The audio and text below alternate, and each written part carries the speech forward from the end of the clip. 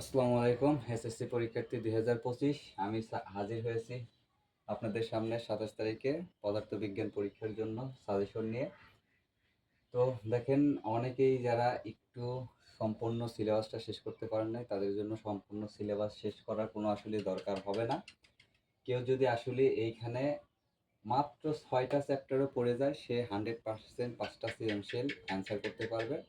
আসলে পরীক্ষা হলে আমাদের ৭টা সৃজনশীল অ্যান্সার, আর ৭টা সৃজনশীল কমন পড়লে বা ৮টা সৃজনশীল কমন পড়লে আমরা কিন্তু ৮টা লিখতে পারি না, আমাদের দিতে হয় ৫টা। তো সেই হিসেবে যারা একটু কম পড়েছি, তারা ৫টা সৃজনশীলের টার্গেট করে নিয়ে ৫টা সৃজনশীলের টার্গেট নিয়ে পড়ে ৫টা সৃজনশীলে যেন লেখা যায়, সেভাবে আমরা একটু এই ২টা ৩টা দিন একটু চেষ্টা করব।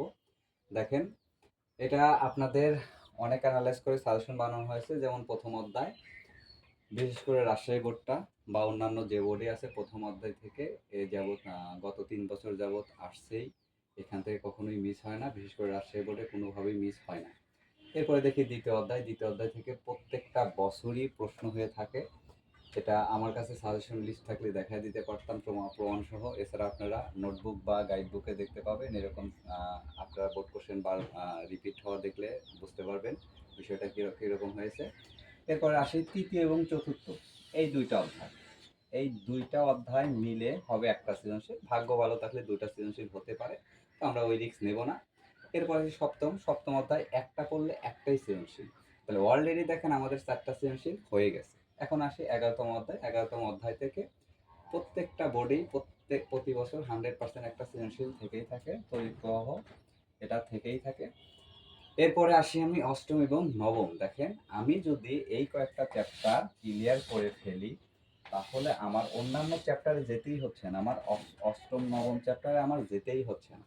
এই চ্যাপ্টারগুলো না পড়েও আমি এখানে প্রায় ৫টা সৃজনশীল আমি কমন পাবো, এবং 100% সেটা ভাগ্য ভালো থাকলে ৬টা সৃজনশীলও আপনারা কমন হতে পারে।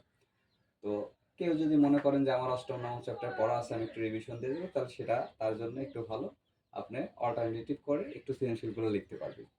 তো ঠিক আছে বন্ধুরা, এর পরবর্তী ভিডিওতে সম্পূর্ণ ব্রড সাজেশন নিয়ে হাজির হব এবং ডিটেলস, প্রত্যেকটা চ্যাপ্টারের ডিটেলস বর্ণনা করার চেষ্টা করব। আসসালামু আলাইকুম।